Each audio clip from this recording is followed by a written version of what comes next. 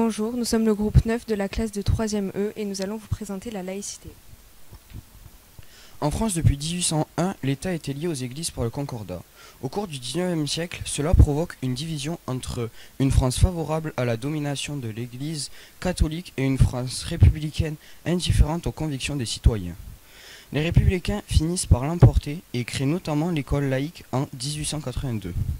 Mais l'un d'entre eux, Émile Combes, défend un contrôle des cultes et s'oppose fermement aux religions. En 1902, alors qu'il est chef du gouvernement, 2500 établissements scolaires catholiques sont donc fermés. En réponse, le Vatican rompt ses relations diplomatiques avec la France. En 1904, le Concordat devient caduc. La nation est alors profondément divisée et la situation est explosive. En 1905, la séparation des églises et de l'État est l'occasion de débats houleux à l'Assemblée nationale. Émile Combes et ses partisans défendent une laïcité visant à éliminer la religion de l'espace public et à contrôler les cultes. Tandis que d'autres députés républicains, menés par Aristide Briand, défendent une loi de compromis respectueuse des libertés individuelles et séparant strictement l'État des cultes, la conception de Briand finit par l'emporter et les parlementaires votent à la majorité la séparation des églises et de l'État. Le texte adopté est une loi d'apaisement qui met fin à un siècle de conflits. La République laïque repose sur 4 piliers qui découlent de cette loi de 1905, de la Déclaration des droits de l'homme et du citoyen et de la Constitution de 1958. Le premier pilier, c'est la liberté. Les citoyens sont libres de croire ou de ne pas croire, de religion ou de ne pas en avoir, et de l'exprimer chez eux, mais aussi dans l'espace public, dans la limite du respect de l'ordre public. Ils sont donc libres de porter un voile ou une croix dans la rue, une kippa pour aller voter à la mairie ou un turban dans le métro. Deuxième pilier, la séparation des églises et de l'État. Les cultes n'interviennent pas dans la gestion de l'État et la loi n'émane que du peuple. Réciproquement, l'État n'intervient pas dans l'organisation interne des cultes. Troisième pilier, la neutralité de l'État. Elle concerne les agents de l'État et de services publics, mais pas ses usagers. Par exemple, les policiers, les juges ou les enseignants ne doivent montrer aucune appartenance. Mais neutralité ne veut pas dire indifférence. Le ministre de l'Intérieur peut entretenir des relations avec les représentants des cultes. Dernier pilier, l'égalité. Tous les citoyens sont égaux devant la loi et le service public, quelles que soient leurs convictions.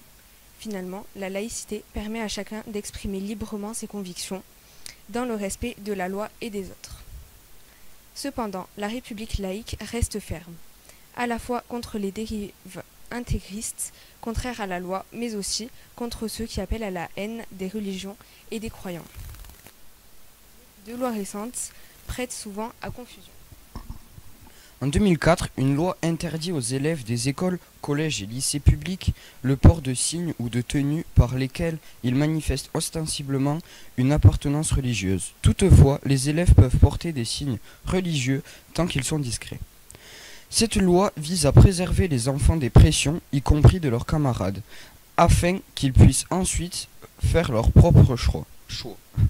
Mais elle ne concerne pas l'école privée ni l'université dont les étudiants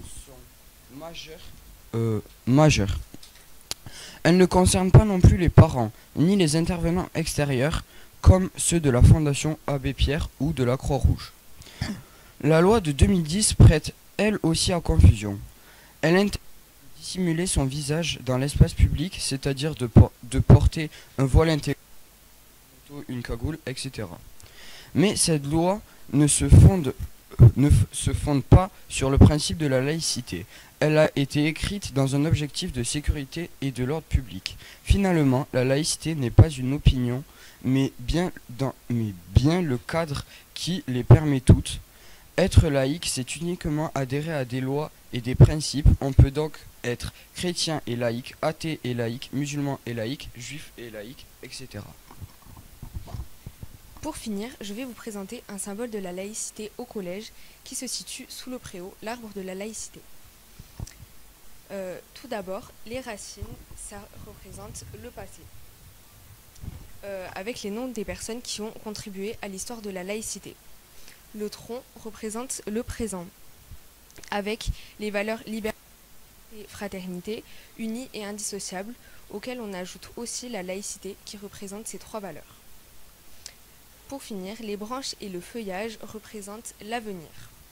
Les mains des élèves sont le symbole de leur engagement et les différentes couleurs représentent la diversité et montrent que chacun est unique. La cocarde tricolore est un emblème national.